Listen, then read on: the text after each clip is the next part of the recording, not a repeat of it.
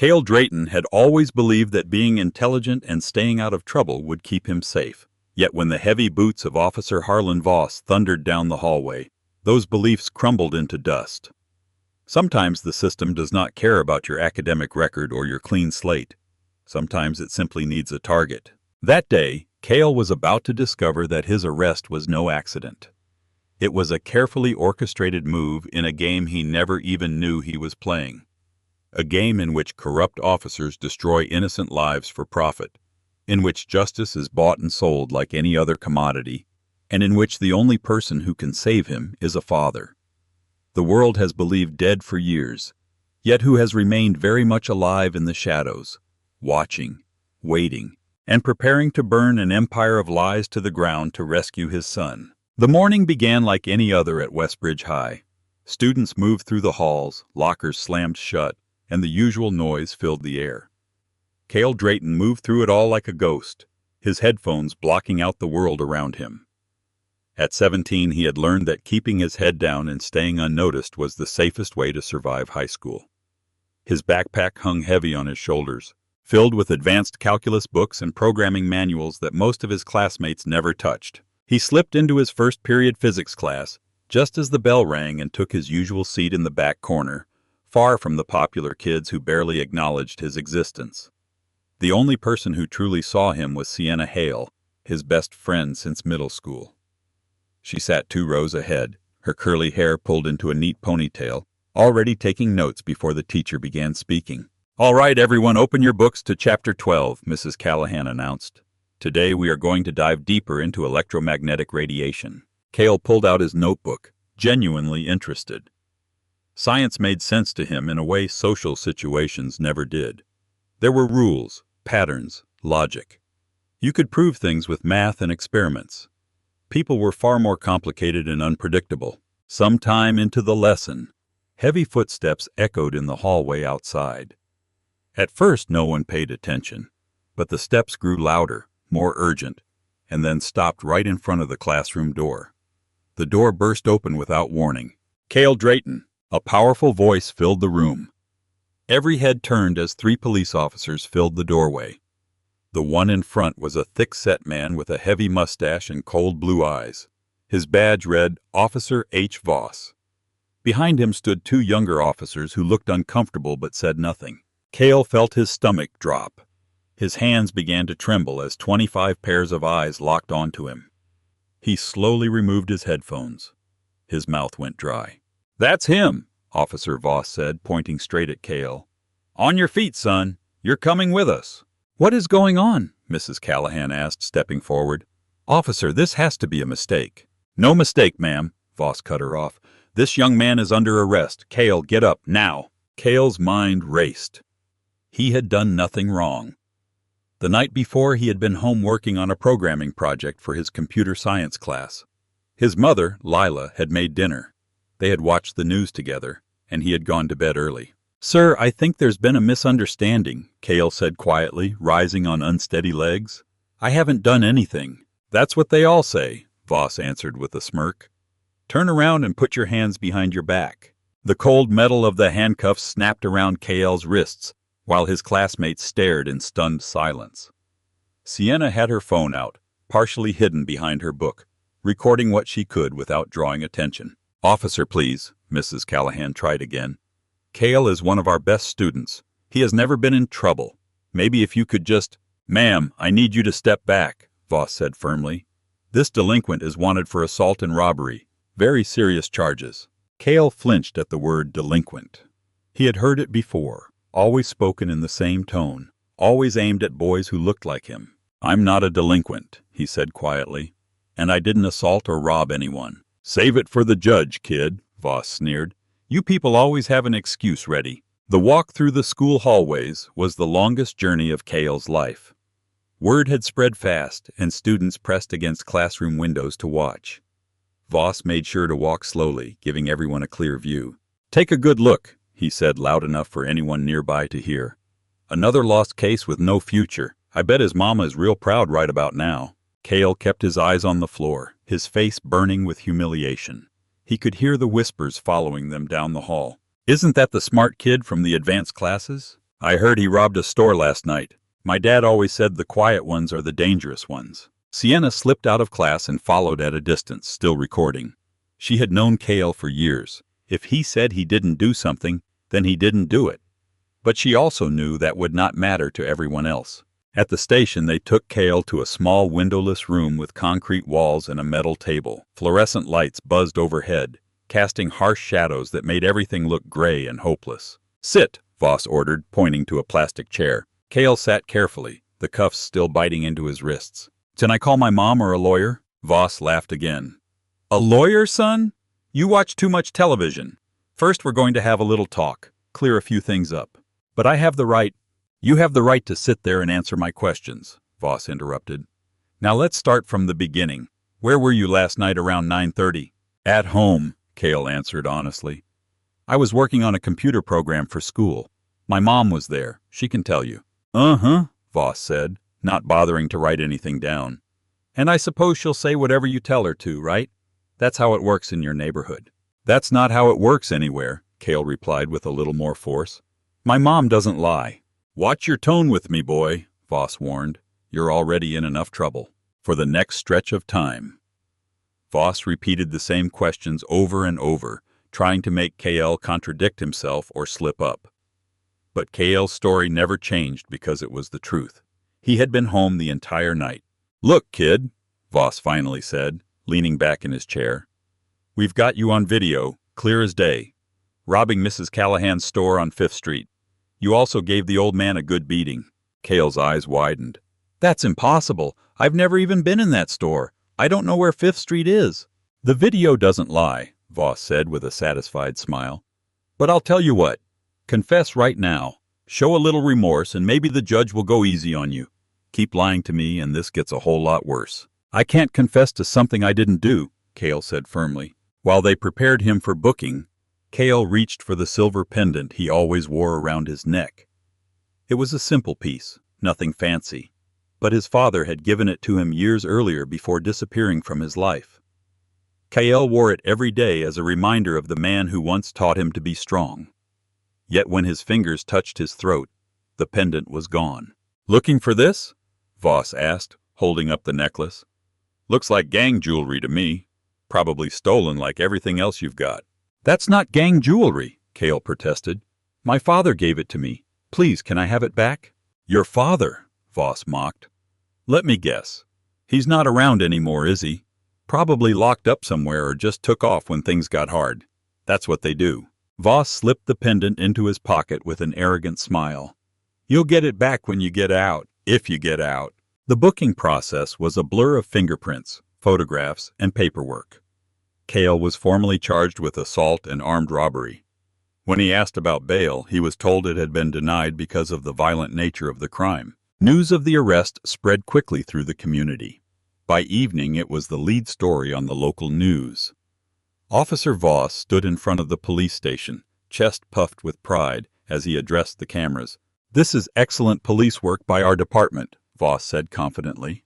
"We identified the suspect quickly and took a dangerous individual off the streets before he could hurt anyone else." The reporter, a blonde woman with too much makeup, nodded enthusiastically. "Officer Voss, can you tell us about the victim?" "An elderly store owner who has served this community for decades," Voss replied. "He was attacked in his own store by this young delinquent who thought he could get away with it.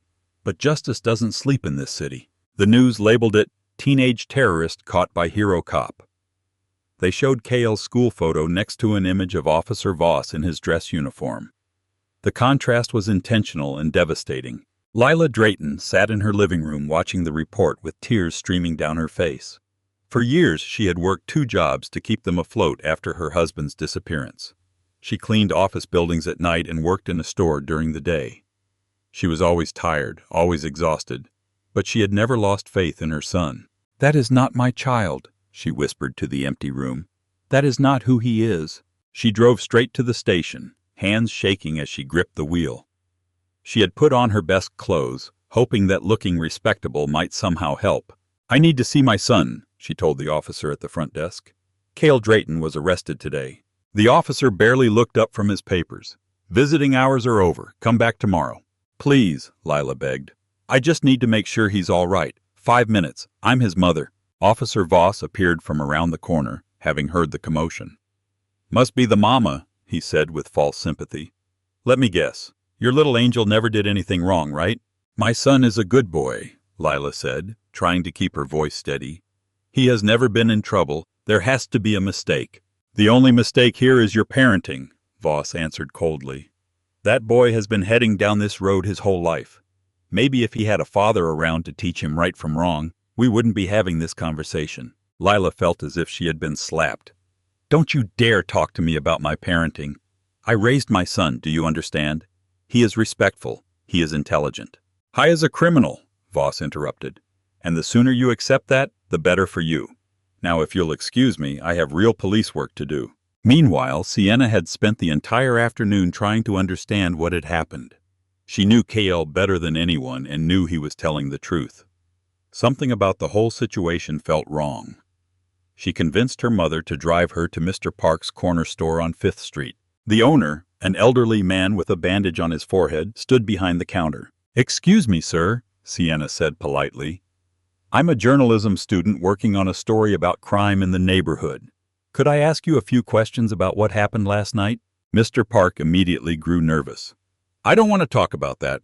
The police said not to speak to reporters. I'm not a reporter, Sienna assured him. I'm just a high school student. The boy they arrested is my friend, and I'm trying to understand what happened. Your friend. Mr. Park's eyes widened with fear. You need to leave now. I can't talk to you. Sienna looked around the store and noticed the security cameras mounted in the corners. Sir, do you still have the video from last night? The one that shows what happened? No video, Mr. Park denied quickly. The cameras have been broken for weeks. But Sienna could see the small red lights blinking on the cameras. Clear proof they were working perfectly. Someone had pressured Mr. Park, and he was terrified. The next morning brought Cale's first court appearance. He was brought in handcuffed, wearing an orange jumpsuit that made him stand out among the lawyers in their dark suits.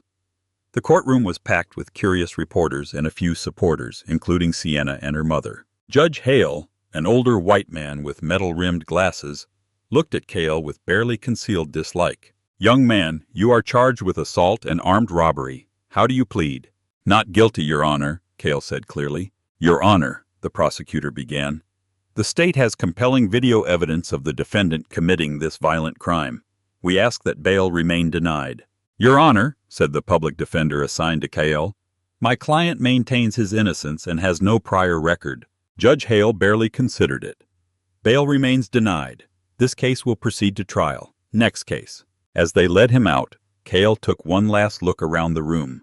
His mother was not there. She could not risk losing her job. Sienna gave him an encouraging nod, but he saw the worry in her eyes. What Cale did not notice was the man sitting in the back corner of the courtroom, wearing dark glasses and a baseball cap.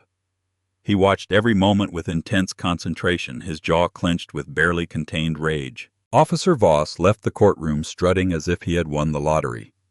He stopped to speak with the reporters, soaking up the attention. Justice is being served, Voss declared. This dangerous individual will face the full consequences of his actions. The man in the dark glasses followed Voss out of the courthouse, keeping his distance but never losing sight of him. He pulled out a small device and began taking photographs, documenting every move the officer made. Later that evening, Voss celebrated at Murphy's pub with several other officers. He sat at a corner table telling the story of Cale's arrest to anyone who would listen. You should have seen the look on his face when I put the cuffs on him, Voss laughed, taking a long drink of his beer. These kids think they're untouchable until reality comes knocking. And the video evidence? Asked Officer Jenkins, one of the younger cops. Crystal clear, Voss answered confidently. That kid's going away for a long time. What Voss did not know was that the waitress serving their table, a college student named Paige who had grown up in the same neighborhood as Cale, was listening to every word. She knew his reputation as a quiet, studious boy. Something about Voss's boastful attitude did not sit right with her. When her shift ended, Paige called Sienna, whom she knew from community events. Sienna, it's Paige from Murphy's. I think you need to hear what that cop said about your friend tonight. The news of Officer Voss's bragging reached Sienna early the next morning, but it would be some time before it carried any official weight. By then, Cale had been assigned a public defender who actually cared about doing her job well. Vivian Lang had spent years working as a public defender and had seen enough cases to know when something stank. At 34, she was tough, experienced, and had developed a sixth sense for detecting police misconduct. When she read the file on Cale Drayton, every instinct told her the case was wrong from beginning to end. Her first visit with Cale in the county jail took place on a gray morning. The visiting room was depressing. Plastic chairs, concrete walls, and the constant buzz of fluorescent lights. When Cale walked in wearing his orange jumpsuit, Vivian was struck by how young he looked. "Hello, Cale," she said as he sat across from her. "I'm Vivian Lang, your attorney. I know this is terrifying, but I want you to know I believe you when you say you didn't do this." Cale looked up, surprised. "I really do," Vivian continued. "I've been doing this a long time.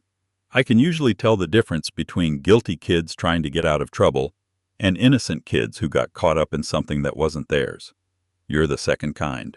For the first time since his arrest, Cale felt a spark of hope. "So what do we do now?" "First, I need you to tell me everything that happened from the beginning.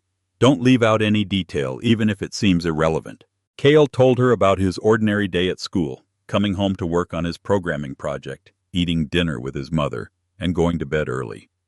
He told her about the arrest, the interrogation, and how Officer Voss had taken the pendant his father had given him. "Tell me about your father," Vivian said gently. Cale hesitated.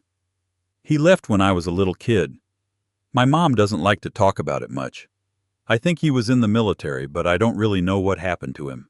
"Do you remember anything else about him?" "He used to tell me to watch everything," Cale said quietly. "That if you pay attention to the details, you can find the truth, even when people are lying to you." Vivian made a note. "Good advice." She leaned forward. "I need to ask you a hard question. Has Officer Voss or anyone else threatened you? Tried to force you to confess to something you didn't do?" "Officer Voss kept saying I should confess and that it would make everything easier," Cale answered. "But I can't confess to something I didn't do. That's not who I am." When Vivian left the jail, she felt more determined than ever to fight for this case. Yet she also knew she was facing something bigger than one corrupt cop. The system protects its own, and challenging it would require more evidence than she currently had. Her first stop was the police station, where she requested copies of every report and piece of evidence related to Cale's case. The sergeant on duty, a heavy-set man with graying hair, looked at her request with obvious irritation. "This is going to take a while," he said. "We've got a lot of backlog."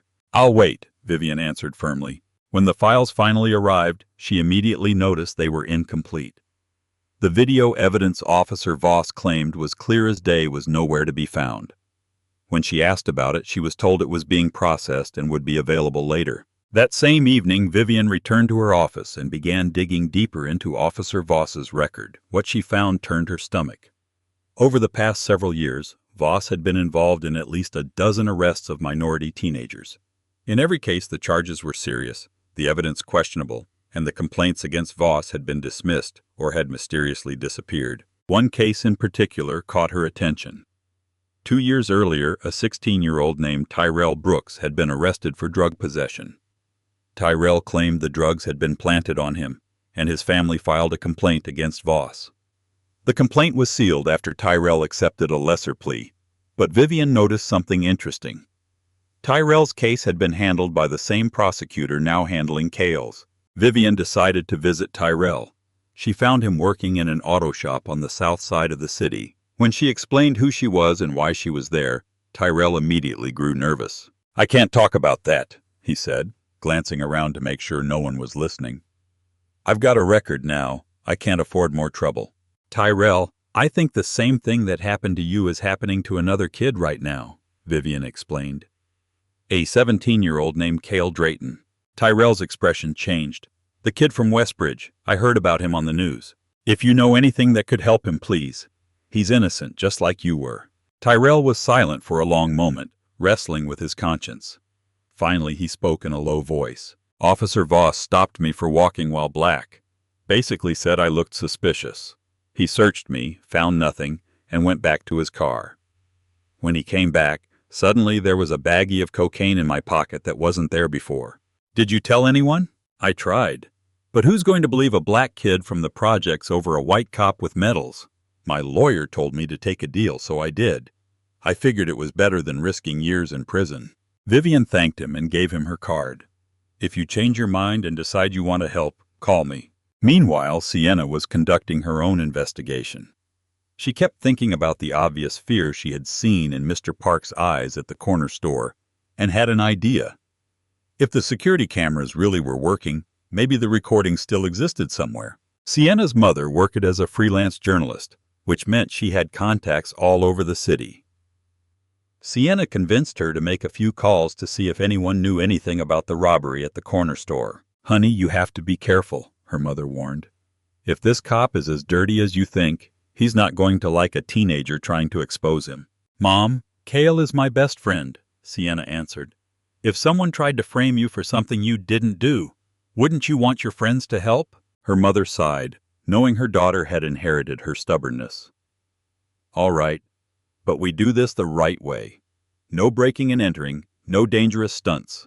We investigate like real journalists." Their first breakthrough came from an unexpected source. Sienna's mother had a contact in the city's IT department who mentioned that all security camera recordings from businesses in that area were automatically backed up to a central server for insurance purposes. The recordings would still be there unless someone had specifically requested they be erased. But here's the weird part, the IT contact said. Someone did make a deletion request for that specific store on that specific night. That almost never happens unless there's an active investigation. Sienna and her mother exchanged looks. Someone had definitely tried to cover up what really happened at the store. Back in the jail, Cale struggled to hold on to hope.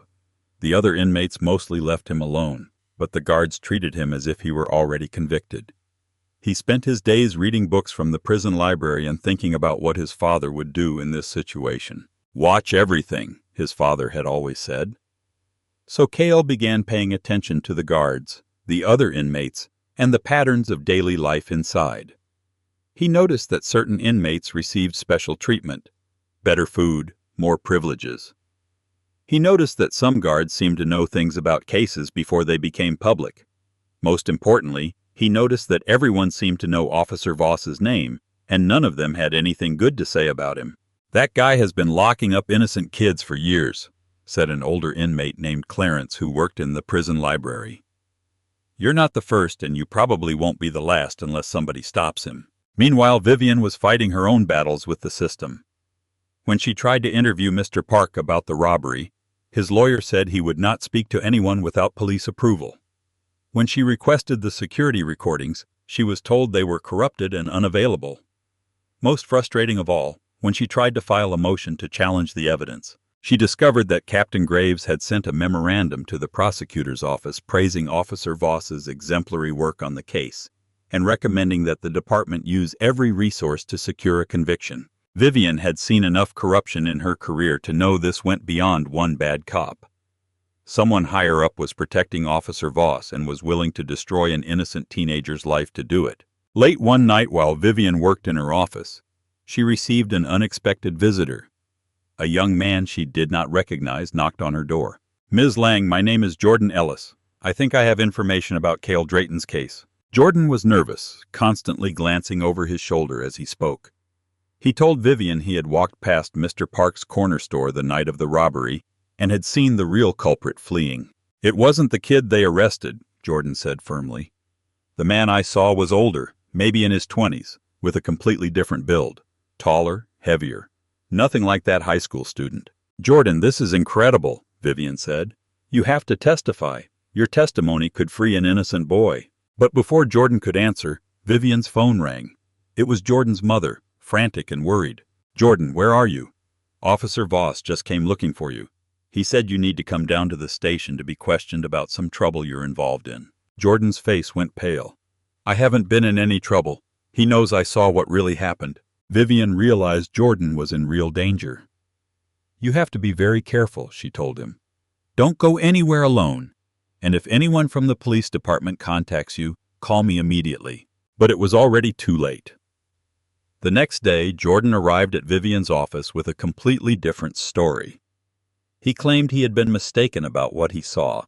that it had been too dark to make out any details, and that he no longer wanted to be involved in the case. Vivian saw the fear in his eyes and knew Officer Voss had intimidated him. Another witness silenced by fear, another piece of evidence buried. That same week, Lila Drayton received the first threatening letter. It was simple and direct.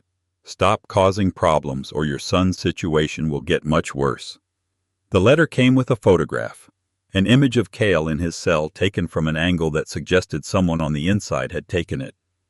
The message was clear. They could reach Cale whenever they wanted. Lila was terrified, but she was also furious. Her son was innocent, and she was not going to let anyone intimidate her into silence. She took the letter to Vivian, who immediately filed a police report. Somehow the report was lost in the system and no investigation was ever opened. As the days passed, Vivian understood she was fighting more than one corrupt officer. She was facing an entire network of people with a vested interest in keeping the truth buried. Yet she also knew that somewhere someone had to have evidence that could prove Cale's innocence. What Vivian did not know was that someone was already working behind the scenes, gathering that evidence piece by piece. The man who had sat in the back corner of the courtroom during Cale's first hearing was still watching, waiting for the right moment to act. Elias Drayton had been following Officer Voss's movements for weeks, documenting his patterns, his associates, and most importantly, his connections to other corrupt officers. Elias had learned patience during his years in covert operations and knew that moving too quickly could put his son in even greater danger. But time was running out, and soon Elias would have to decide whether to keep watching from the shadows or step into the light to save his son. The choice he made would change everything. The shadowy figure who had been watching from the courthouse finally made his move. On a cold afternoon, Vivian Lang was leaving her office late, exhausted after another day of hitting walls on Cale's case, when she noticed someone following her into the parking garage. "Ms. Lang!" a deep voice called from behind a concrete pillar. Vivian spun around, her hand instinctively reaching for the pepper spray in her bag. A tall black man stepped into the dim light, hands raised in a gesture of peace. He looked to be in his 40s, with salt and pepper hair and intense dark eyes that felt somehow familiar. "Who are you?" Vivian demanded, keeping her distance. The man slowly reached into his jacket and pulled out a leather wallet, opening it to show a government identification card. Agent Elias Drayton, Central Intelligence Agency. Vivian's eyes widened as she read the name. "You're Cale's father." "Yes," Elias confirmed quietly, "and I need your help to save my son." Vivian stared at him in disbelief. "You're supposed to be dead or missing. Your son thinks you abandoned him." "I know what my son thinks," Elias answered, pain clear in his voice. "And I know what his mother thinks too. But I never abandoned them. I've been working undercover for years, infiltrating a domestic surveillance network that reaches into police departments, court systems, and municipal governments across the country." "What does that have to do with Cale's case?" Elias stepped closer, his expression deadly serious. "Officer Voss is not just a corrupt cop. He's part of a private security operation that has been systematically targeting specific communities with harassment, false arrests, and intimidation. They're clearing neighborhoods for development projects backed by government contracts." Vivian felt the ground shift under her feet. "That's impossible. You're talking about a massive conspiracy." "I have evidence," Elias said, pulling out a small USB drive. "Years of evidence, communications, financial records, operational plans. But the network knows I'm getting close, and they're using my son to trap me." He handed the drive to Vivian, though she could see it was partially damaged. "This contains fragments of what I've gathered. Calls between Voss and his superiors, money transfers, target lists. But I need more time to complete the investigation."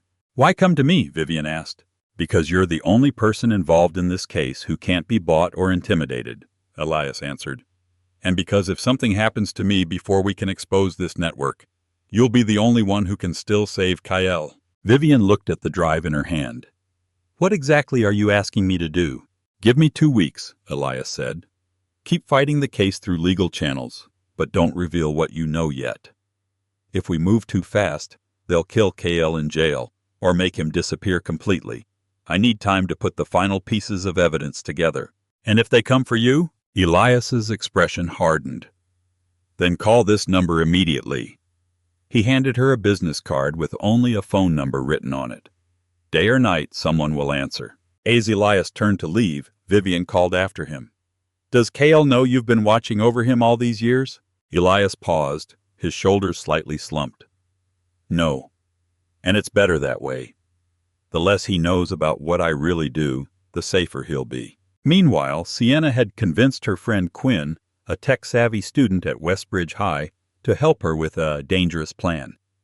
Quinn worked part-time doing computer maintenance for local businesses, which gave him access to building security systems. This is crazy, Sienna, Quinn whispered as they approached the rear entrance of the police station in the middle of the night. If we get caught, we're both going to jail. Cale is innocent, Sienna answered firmly, and that pendant Officer Voss took might have evidence that proves it.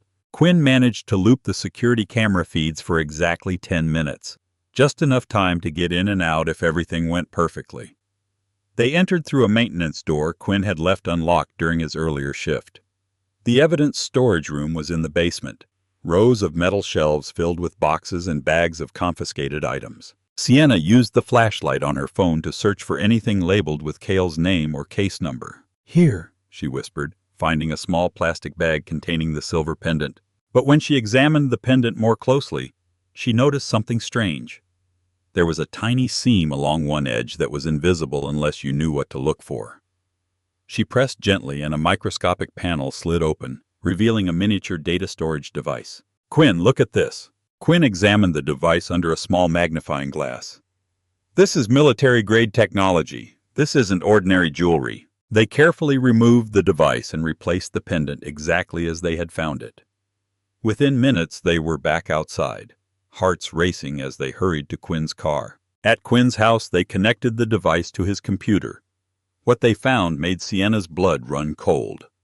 The device contained encrypted files with code names, operational schedules, and most importantly, audio recordings of conversations between Officer Voss and unidentified people. In one recording, Voss's voice came through clearly.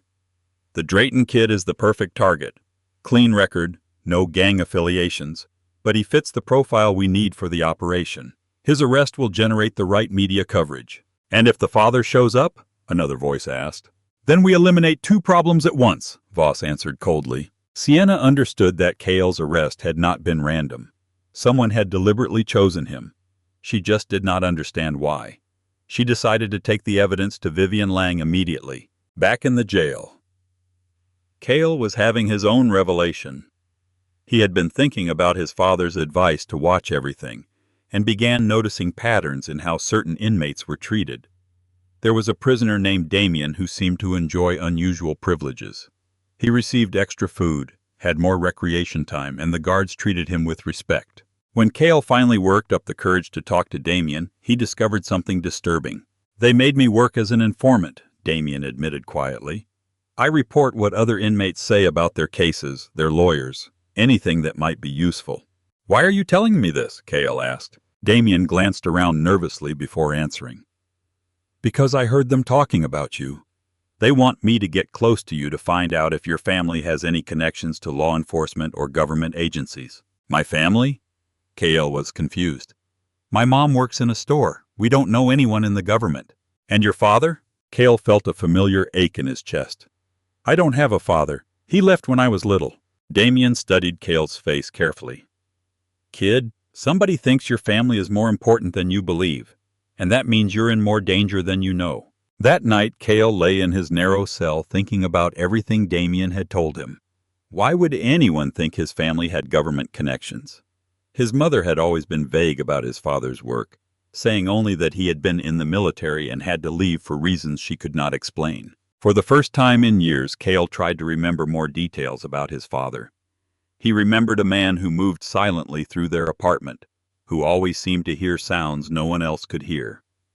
He remembered his father teaching him how to notice when someone was watching him, how to memorize faces and license plates, how to stay calm under pressure. At the time, Cale had thought they were just games they played together. Now he wondered if his father had been preparing him for something.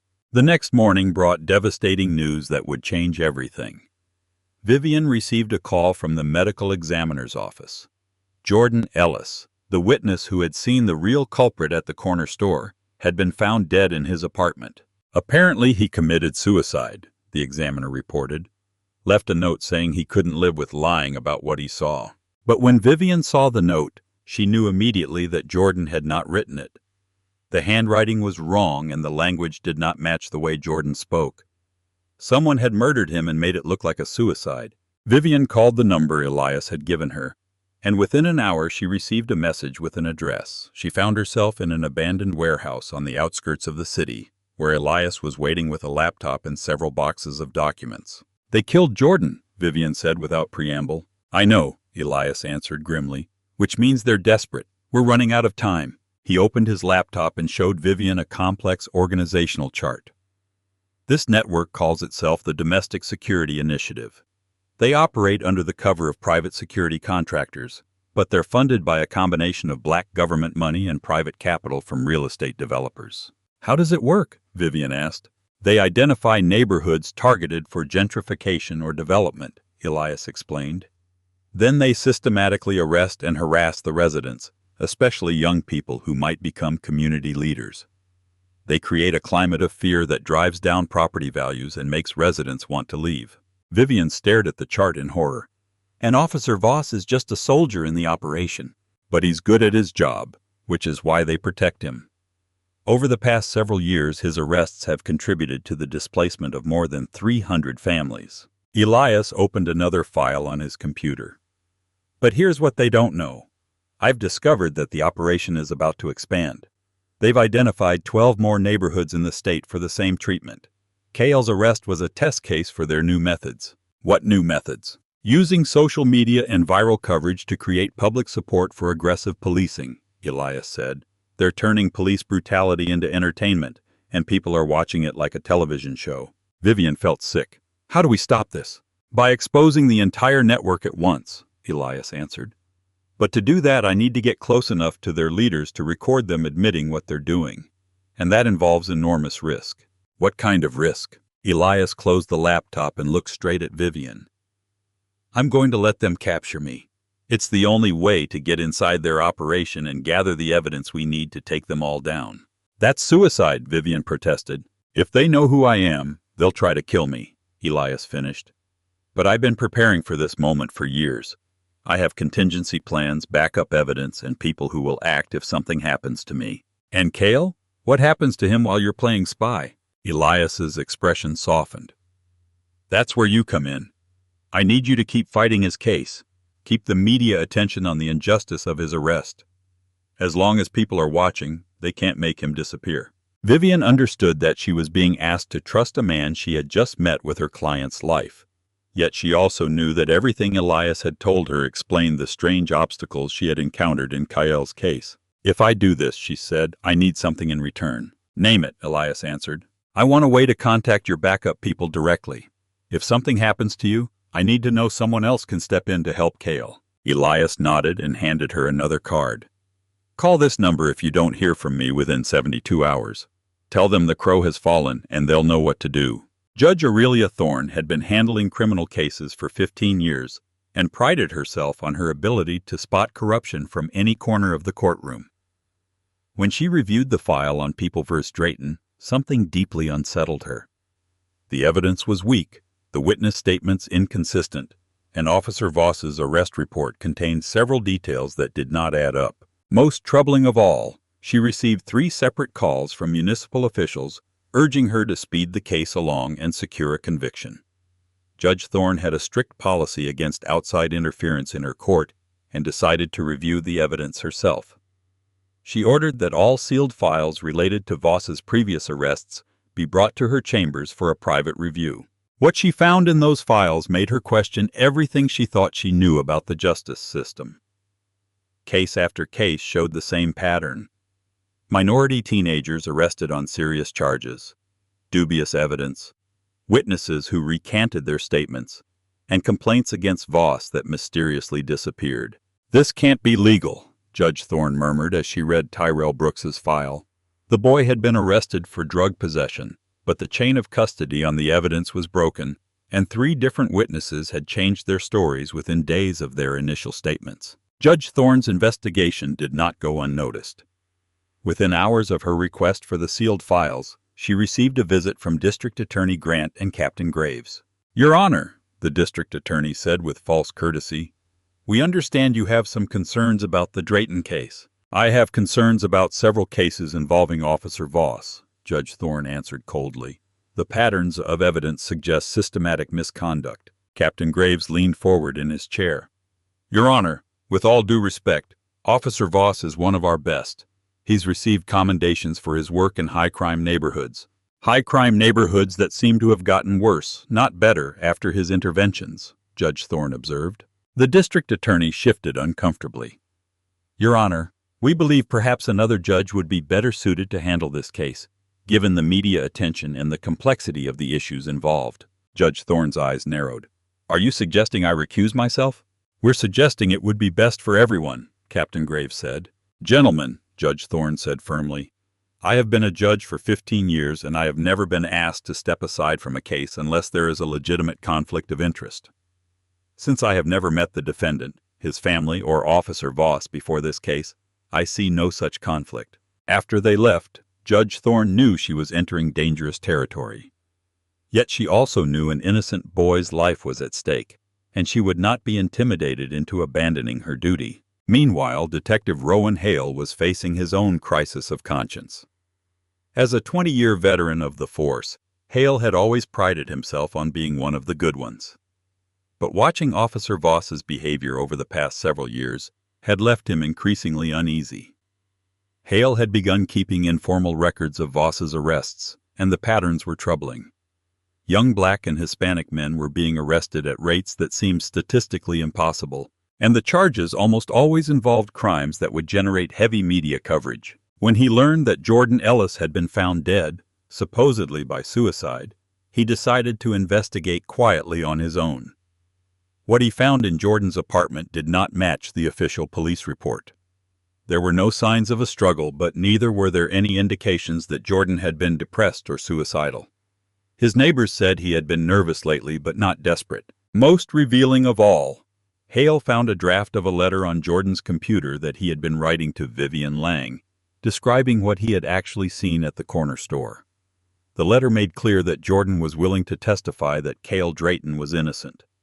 It also revealed that Jordan had been receiving threatening phone calls for days before his death. Hale faced a terrible decision.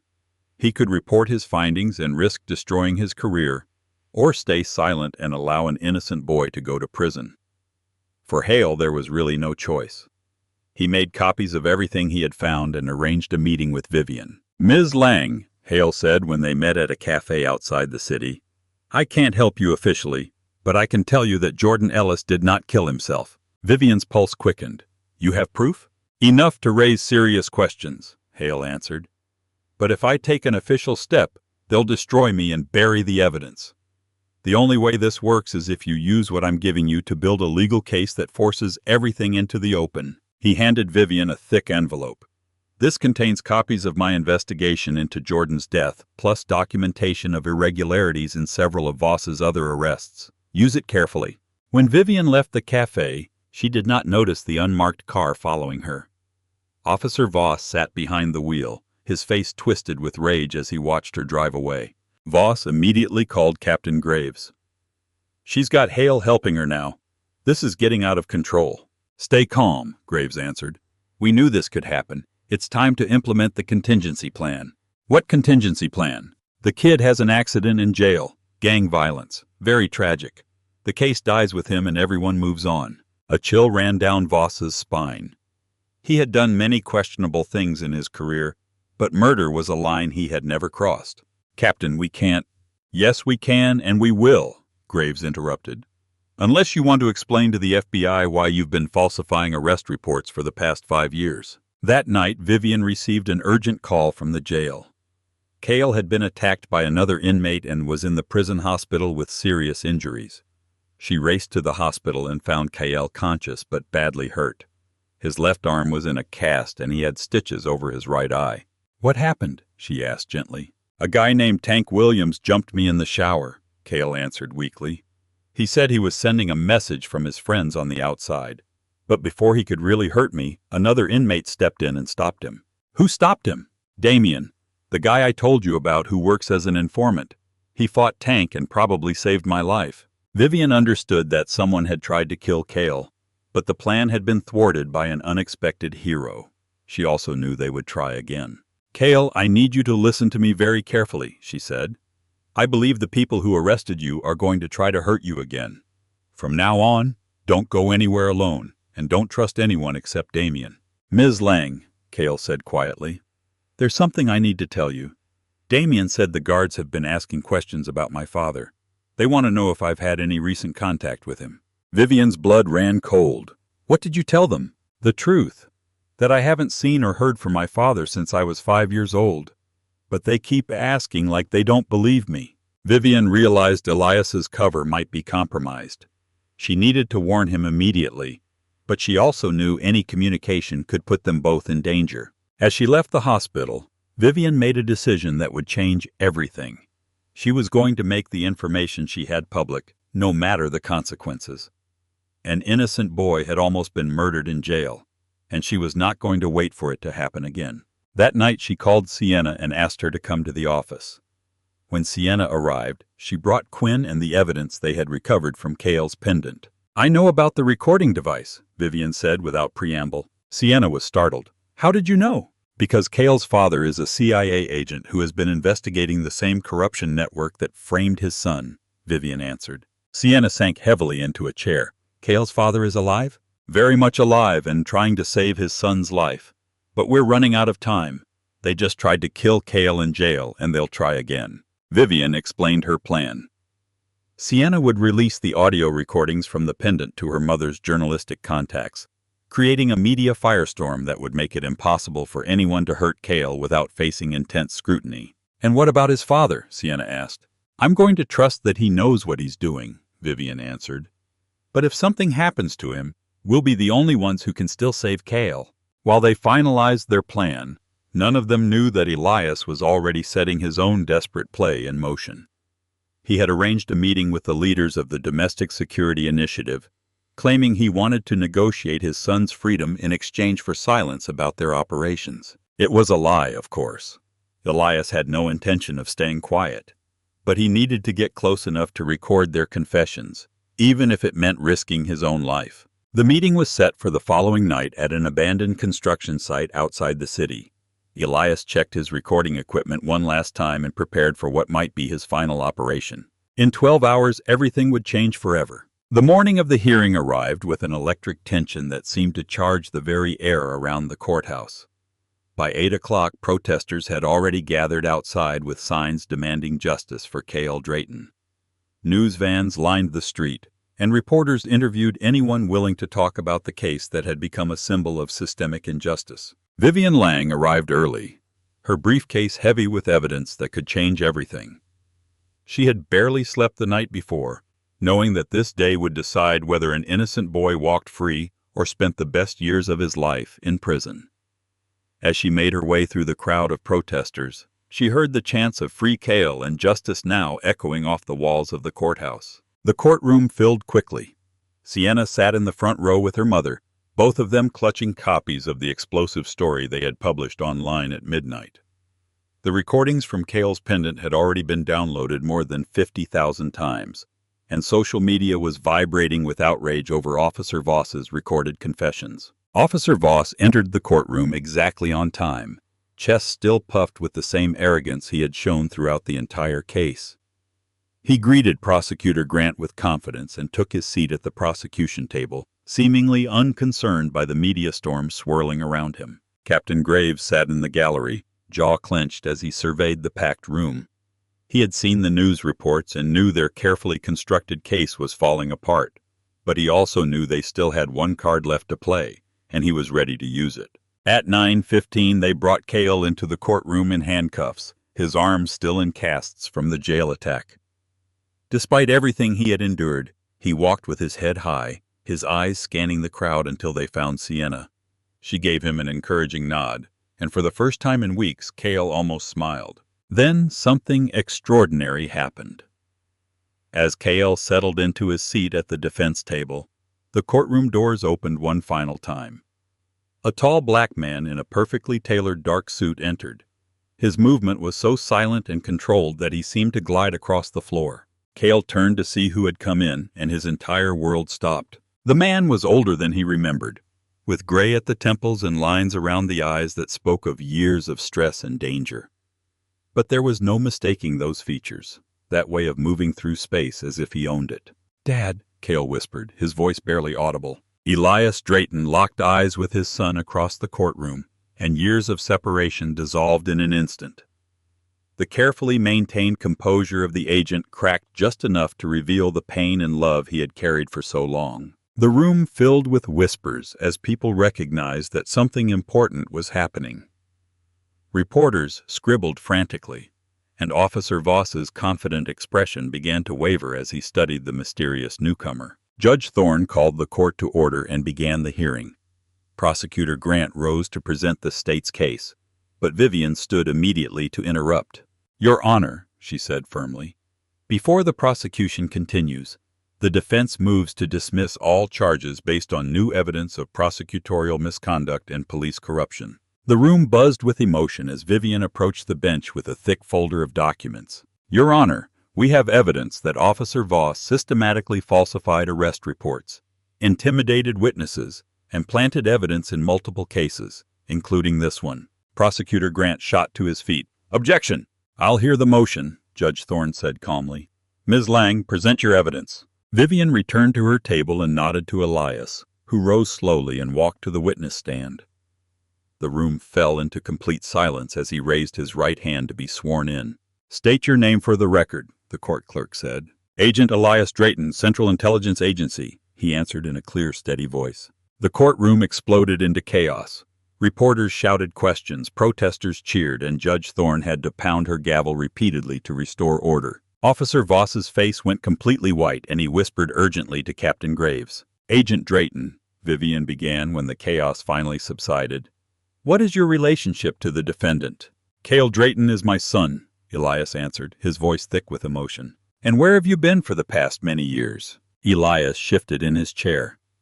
"I have been conducting an undercover investigation into a domestic surveillance and harassment network that has been systematically targeting minority communities in multiple states." Prosecutor Grant objected loudly, but Judge Thorne overruled him. She was as captivated by Elias's testimony as everyone else in the room. "Agent Drayton," Vivian continued, "does this network include members of law enforcement?" "Yes, including Officer Harlan Voss, who has been acting as a field operative for an organization calling itself the Domestic Security Initiative." Officer Voss leaped to his feet. "This is ridiculous. I don't know what he's talking about." "Sit down, Officer Voss," Judge Thorne ordered firmly. Elias looked directly at Voss as he continued. 3 days ago, I attended a meeting with the leadership of this organization. They believed I was negotiating my silence in exchange for my son's freedom. Instead, I recorded everything they said. Vivian activated a portable speaker system and played a crystal-clear recording of voices discussing the operation to frame Cale. "The hallway arrest was perfect," an unidentified voice said. "Clean kid, no record, maximum media impact. Voss executed it perfectly." "And the father?" another voice asked. "If he shows up, we eliminate him," a third voice answered. "The kid too, if necessary. We can't allow this operation to be exposed." The room sat in complete silence as the recording continued, detailing plans to expand their operations into other cities and the millions of dollars in development contracts that would follow. When the recording ended, Judge Thorne called an immediate recess. While the room emptied, Cale was allowed a brief moment with his father. "I thought you were dead," Cale said, tears streaming down his face. "I wanted to come back so many times," Elias answered, his voice breaking. "But I knew if I did, they would use you to trap me. I never stopped watching over you, son. Never." "Why didn't you tell me?" "Because the less you knew, the safer you would be. But when they arrested you, I knew I had to end this once and for all." Back in chambers, Judge Thorne met with the attorneys from both sides. Prosecutor Grant was frantically trying to salvage his case while Captain Graves made increasingly desperate phone calls to his superiors. "Your Honor," Grant argued, "even if these allegations about Officer Voss are true, we still have video evidence that the defendant committed the crime." "What video evidence?" Vivian asked. You've never produced any video evidence. The convenience store recording clearly shows. The recording was conveniently corrupted, remember? Vivian interrupted. And the store owner has been too intimidated to testify honestly. Judge Thorne looked at Grant with barely disguised disgust. Counselor, are you telling me you've been prosecuting this case based on evidence that doesn't exist? Before Grant could answer, his phone rang. After a brief, tense conversation, he hung up with a defeated expression. Your Honor, he said quietly, the district attorney's office is withdrawing all charges against the defendant. But their victory was short-lived. As they prepared to leave the courthouse, Captain Graves approached Elias with a cold smile. Agent Drayton, he said in a voice loud enough for nearby reporters to hear, I hope you realize what you've done. You've destroyed the career of one of our finest officers with fabricated evidence. The only thing I've destroyed, Elias answered calmly, is a criminal conspiracy. We'll see, Graves said ominously. This isn't over. That night, as the Drayton family finally reunited at home, Elias's former boss at the CIA, Director Elise Mercer, was reviewing the complete files from his multi-year investigation. What she found in those documents would change the entire case. Mercer had initially been skeptical of Elias's claims about widespread domestic corruption, but the evidence was overwhelming. Financial records showed millions of dollars flowing from development companies to private security firms that then funneled money to corrupt police officers and municipal officials. The next morning, Mercer appeared in Judge Thorne's courtroom accompanied by a team of federal agents and a stack of search warrants. She presented herself as a witness who could provide crucial context to the evidence already introduced. Your Honor, Director Mercer testified, Agent Drayton's investigation has uncovered a corruption network that extends far beyond this local case. We have evidence of similar operations in 11 different cities, all coordinated by the same criminal organization. She presented a detailed organizational chart showing how the Domestic Security Initiative recruited corrupt officers to target specific communities with harassment and false arrests. The goal, Mercer explained, was to destabilize those neighborhoods so that property values would fall, making it easier for connected developers to acquire land for government-backed construction projects. Judge Thorne studied the chart with growing horror. How many people have been wrongly arrested? Our preliminary count shows more than 800 cases across all the cities, Mercer answered. Many of the victims are still in prison. Then a new witness was called. Victor Lang, a former security contractor who had worked directly with Officer Voss. Lang had been located by Elias's investigative team and had agreed to testify in exchange for immunity. Mr. Lang, Vivian asked, what was your role in this organization? I was a coordinator, Lang admitted nervously. My job was to identify targets and provide intelligence to field operatives like Voss. How were the targets selected? We looked for young people in specific neighborhoods who could be presented as dangerous criminals. Actually, we preferred standout students because their arrests generated more media coverage. Was Cale Drayton a specific target? Yes. His profile was perfect. Smart kid, clean record, living in a neighborhood we needed to destabilize. Plus, we knew his father was an intelligence agent, so arresting him might draw Elias out of hiding. The revelation that Cale had been targeted because of his father's work caused a stir in the courtroom. This was not merely police misconduct. It was a deliberate attack on the family of a CIA agent. When it was Cale's turn to speak, he walked to the stand with a quiet dignity that impressed everyone. Despite everything he had endured, his voice was steady and clear. Your Honor, Cale began, I want people to understand what it's like to be a 17-year-old black kid who's been told his whole life that if he just works hard and stays out of trouble, he'll be fine. I believed that. I thought if I got good grades and followed the rules, I'd be safe. He paused, looking directly at Officer Voss. But I learned that none of that matters to people who have already decided the story they want to tell about you. They don't care who you really are or what you really did. They only care what you represent to them. Cale's voice grew stronger as he continued. I'm not angry about what happened to me. I'm angry about all the kids who didn't have a father who could save them, who didn't have a lawyer who believed them, who didn't have friends willing to risk everything to help them. How many of them are sitting in jail right now for crimes they didn't commit? The room sat in complete silence as Cale finished his statement. Even the hard-bitten reporters were wiping away tears. Then came the moment everyone had been waiting for. Officer Voss was called to testify in his own defense. When Vivian began her cross-examination, Voss's carefully constructed facade began to crack. "Officer Voss," Vivian said calmly, "how many minority teenagers have you arrested in the past 5 years?" "I don't keep track by race," Voss answered defensively. "According to department records, you have arrested 47 black or Hispanic teenagers in the past 5 years. How many white teenagers have you arrested in the same period?" Voss's attorney objected, but Judge Thorne allowed the question. "I arrest criminals regardless of race," Voss said through gritted teeth. "Yet 93% of the teenagers you arrest are minorities. Would you say that's just a coincidence?" "Crime happens where it happens," Voss answered, raising his voice. Vivian played another recording from Elias's investigation, this one featuring Voss's voice clearly expressing his intention to clean those neighborhoods by putting the troublemakers where they belong. "Officer Voss," Vivian continued relentlessly, "in this recording you refer to honor roll teenagers as troublemakers. Can you explain that?" Voss's composure finally shattered completely. "You want to know the truth?" he shouted, rising to his feet. "These kids are potential criminals anyway. I'm just stopping them before they can hurt innocent people." The courtroom erupted as Voss continued his racist tirade, revealing the hatred that had motivated his actions from the beginning. Judge Thorne called for order, but the damage was already done.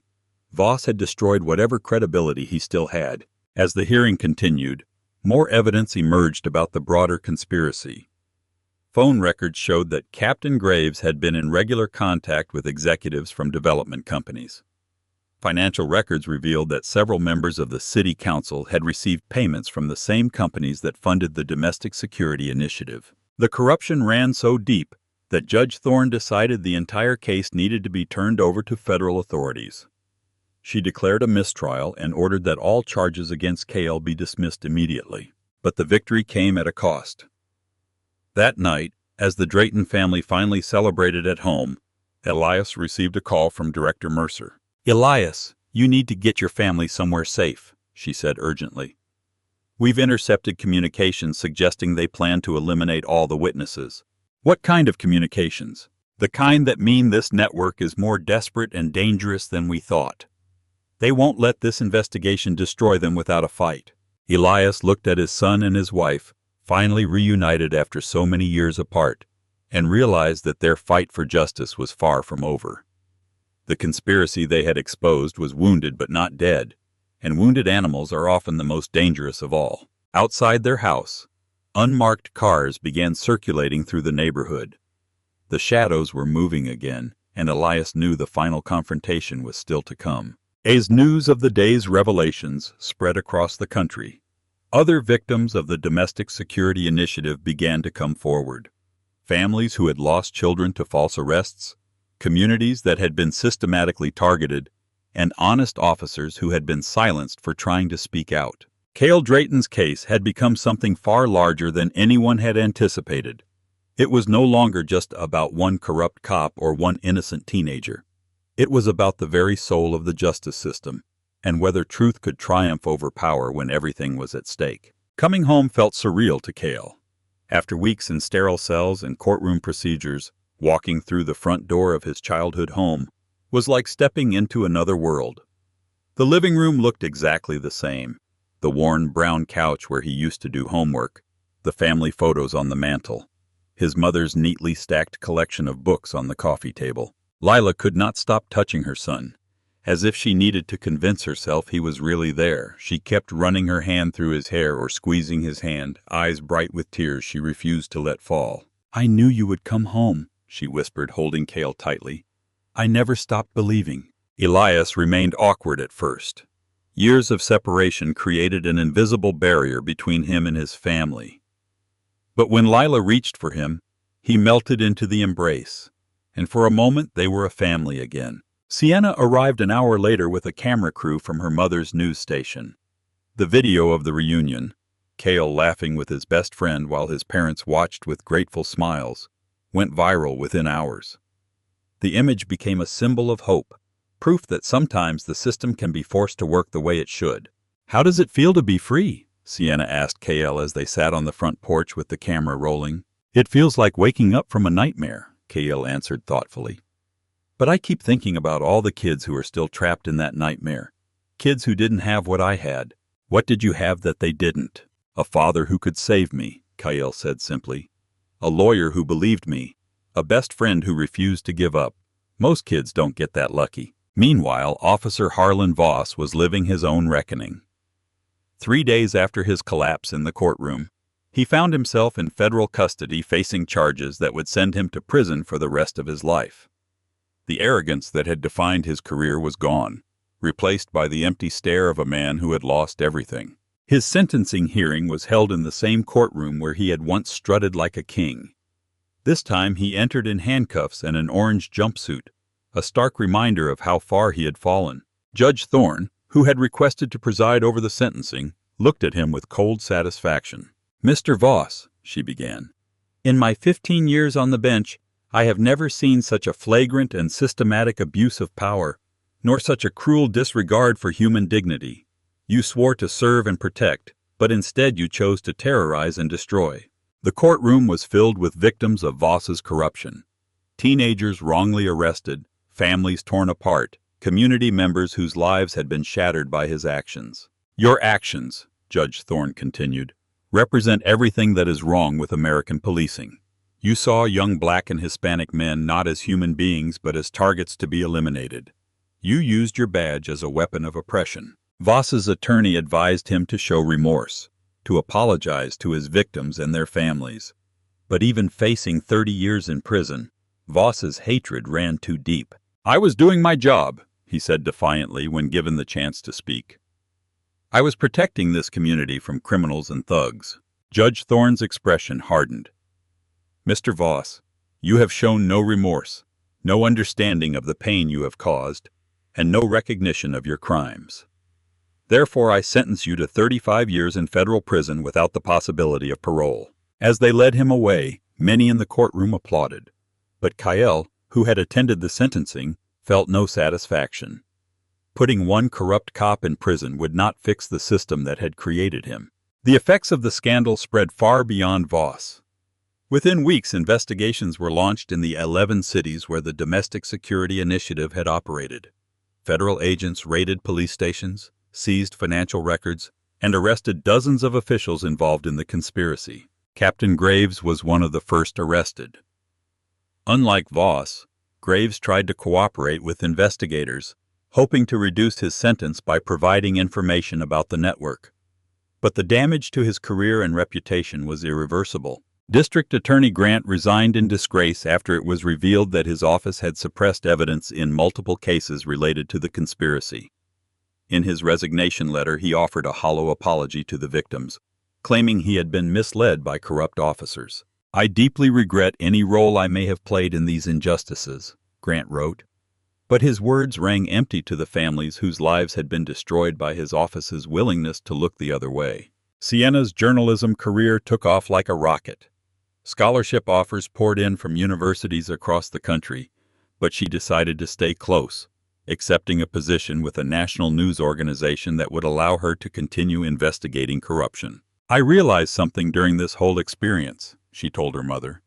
"Stories like Kyle's are happening every day in every city. Somebody has to tell those stories." Her first major investigation focused on the hundreds of cases that were being reviewed as a result of the Domestic Security Initiative scandal. She traveled to different cities, interviewing families torn apart by false arrests and documenting the human cost of the conspiracy. Vivian Lang received an offer to lead a new civil rights task force, a federal initiative designed to investigate and prosecute police corruption. At first she hesitated, unsure whether she wanted to leave her work as a public defender. "I've always been a defense attorney," she told Elias during one of their meetings. "I fight for individual clients, not for abstract concepts like justice." "But now you have the chance to fight for hundreds of clients at once," Elias answered. "All those kids who are still in jail for crimes they didn't commit need someone like you." In the end, Vivian accepted the position, but she set one condition. Her priority would be reviewing every case connected to the Domestic Security Initiative and working to free the innocent victims. Elias faced his own difficult decision. The CIA offered him a new assignment, the chance to investigate similar corruption networks in other countries. The work was important and would use every skill he had developed during his undercover years. But it would also mean leaving his family again, just when they had finally been reunited. "Go," Cale told his father when Elias explained the situation. "Finish what you started. There are other kids out there who need someone to fight for them the way you fought for me." "I don't want to lose you again," Elias said, his voice heavy with emotion. "You won't lose me," Cale answered firmly. "I understand now why you had to leave before, and I understand why you need to leave again. Just promise me you'll come back when the work is done." Elias pulled his son into a tight embrace. "I promise." Before he left, Elias returned Cale's original pendant along with something new, a laptop loaded with secure communication software that would allow them to stay in contact safely. "Use this to keep learning," Elias told him, "and use what you learn to help other people." Cale threw himself into his studies with renewed passion. He was accepted into the prestigious MIT summer program for advanced computer science, but he also enrolled in courses on criminal justice and constitutional law. He had found his calling, using technology to fight injustice. "I want to build systems that make it harder for corrupt cops to hide their crimes," he explained to a reporter. "I want to create tools that help defense attorneys find the truth and protect innocent people." A memorial service was held for Jordan Ellis and the other victims who had died because of the conspiracy. Cale spoke at the service, dedicating it to all the young people whose voices had been silenced. "Jordan died because he had the courage to tell the truth," Cale said. "He saw an innocent person being framed and was willing to risk everything to speak up. That's the kind of courage we need more of in this world." Hundreds of people attended the service, including many of the officers who had worked to expose the corruption. Detective Hale, who had provided crucial evidence to bring down the conspiracy, was one of the pallbearers. 6 months after his release, Cale found a letter waiting for him when he came home from school.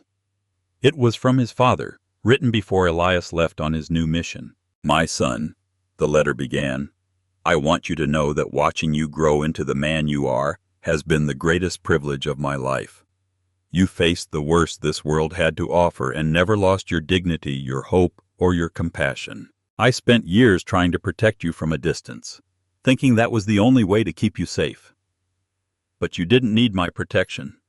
You needed my presence. I hope someday I can make up for those lost years. You are stronger than I ever was, braver than I ever dreamed of being, and more hopeful than I have any right to expect. Use that strength, that courage, and that hope to change the world. I know you will." Oh. Cale kept the letter inside the restored pendant, reading it whenever he needed strength. A year after Officer Voss's conviction, the city looked dramatically different. A new police chief, Sofia Reyes, had implemented radical reforms designed to prevent the kind of corruption that had flourished under the previous administration. Body cameras were mandatory. Civilian oversight boards had real power. Officers were required to receive regular training on racial bias and constitutional rights. "We're not just changing policies," Chief Reyes explained at a crowded town hall. "We're changing police culture.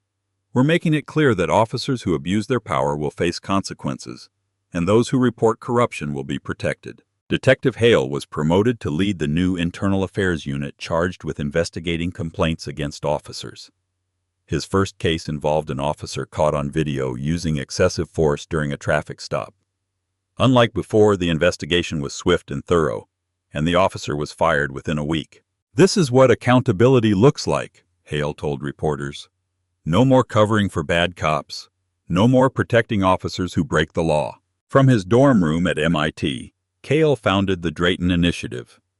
Using the programming skills he had developed and the legal knowledge he was acquiring, he created a platform that helped defense attorneys access records of police misconduct, track patterns of abuse, and connect with expert witnesses. The platform had already been used in more than 200 cases across the country, helping expose corrupt officers and free people who had been wrongly convicted. "Technology is not neutral," Cale explained in a TED Talk that has been viewed more than 1 million times. "It can be used to oppress people or to liberate them. I choose liberation." Sienna became one of the most respected investigative journalists in the country. Her work focused on criminal justice reform and police accountability. Her documentary about the Domestic Security Initiative scandal won several awards and sparked investigations in cities nationwide. The story didn't end when Cale was freed, Sienna said in an interview. That was only the beginning. Real change happens when people stay engaged, when they refuse to let the system go back to the way it was. Lila found her own calling in community activism.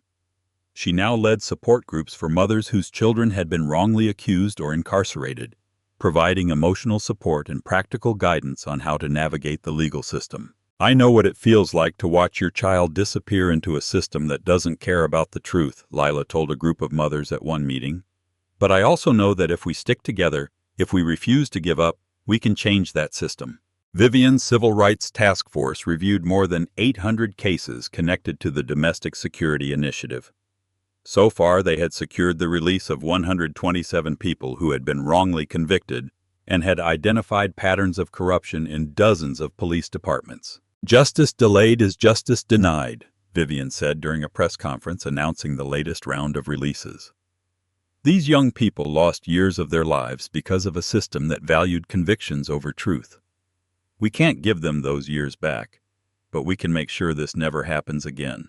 The task force was also working on federal legislation that would make it easier to prosecute police misconduct and provide compensation to victims of wrongful prosecution. But the most significant change occurred in the communities that had been targeted by the conspiracy, where once there had been fear and distrust, now there was engagement and hope. Community members attended city council meetings, participated in police oversight boards, and held their elected officials accountable. A new case landed on Vivian's desk that felt unnervingly familiar. A 17-year-old black student named Jalen Rivers had been arrested in Denver for a robbery he claimed he did not commit. The officer who arrested him had a history of targeting minority youth, and several witnesses had mysteriously changed their statements. Vivian opened the thick file and began reading the police reports. The patterns were there: the questionable evidence, the intimidated witnesses, the rush to judgment. It was like watching Cale's case all over again. "Here we go again," Vivian murmured to herself as she reached for her phone to call her team. But this time it would be different. This time they had the tools, the experience, and the network of allies to fight from the beginning. The system that had failed Cale would not fail Jalen. Cale was in his computer lab at MIT when he received Vivian's call about the new case. Without hesitation, he began gathering data on the Denver Police Department, searching for patterns of misconduct and identifying potential witnesses who might have been overlooked. "The algorithms show a clear bias in this officer's arrest patterns," Cale told Vivian during a video call. "I'm sending you everything I found." 6 months later, Jalen Rivers walked free. The charges against him were dismissed after evidence of police misconduct was uncovered. Unlike Cale, Jalen did not have to spend months in jail waiting for justice. The system was learning, slowly but surely, how to police itself. On the second anniversary of his arrest, Cale visited the unmarked grave of a young man named Raphael Kane, who had died in prison while serving a sentence for a crime he did not commit, one of the first victims of Voss who never received justice. Cale knelt beside the simple headstone and placed his father's pendant on the ground. "I promise we won't forget you," he said quietly, "and we won't let this happen to anyone else." A few days later, Cale received an unexpected call. Elias was finally coming home. His overseas mission was complete. The corruption network they had exposed in the United States had connections around the world, and Elias had spent 2 years helping dismantle those connections. "It's over," Elias told his son over their secure video link. "It's really over this time." The reunion at the airport was everything Cale had dreamed of during those dark days in jail. His father stepped off the plane looking older and more tired than before, but his eyes shone with the knowledge that his mission had finally concluded. "You did it, Dad," Cale said as they embraced. "You really did it." "We did it," Elias corrected. "All of us together." That night the family gathered for dinner in their old kitchen. Lila cooked Elias's favorite meal, and Sienna joined them with her latest article about the police reform efforts spreading to other countries. "What's next?" Sienna asked as they sat around the table. "What do you think?" Lila answered, looking at Cale with pride. "Whatever comes next," Cale answered. "Probably law school. I want to combine technology and law to keep fighting for justice. And I'll be there to help you," Elias said, reaching across the table to squeeze his son's hand. 3 years later. Cale stood before a new group of high school students to speak at their graduation ceremony. He was now a senior at MIT, about to enter law school in the fall, and his organization had helped free more than 500 people who had been wrongly convicted. "They tried to bury us," Cale said, looking out at the young faces in the audience. "They tried to convince the world that we were dangerous, that we didn't deserve justice, that our lives didn't matter." He paused, thinking of all the young people who at that very moment were sitting in prison cells waiting for someone to believe in their innocence. "But they didn't bury us," Cale continued, his voice growing stronger. "They planted us. And now we're growing into something they never expected. A generation that refuses to accept injustice, that demands more from our institutions, and that will never stop fighting for the truth." The audience erupted in applause, but Cale was already thinking about the work that still lay ahead. Justice was not a destination but a path, and every step forward made the next one possible. As he left the stage, Cale touched the pendant around his neck, feeling the weight of his father's sacrifice and the responsibility that came with his freedom. He had been given a second chance, and he intended to use it to give that same chance to others. The story of Cale Drayton had become something more than one boy's fight for justice. It had transformed into a symbol of what is possible when people refuse to give up, when they stand together against corruption, and when they believe that truth is stronger than any lie. In courtrooms, police stations, and community centers across the country, that belief was changing everything. How many innocent lives are destroyed while we scroll past the headlines? And how many corrupt systems continue to thrive because we choose silence over action? If this story opened your eyes to the fight for justice that is happening right now, like and subscribe for more stories that matter.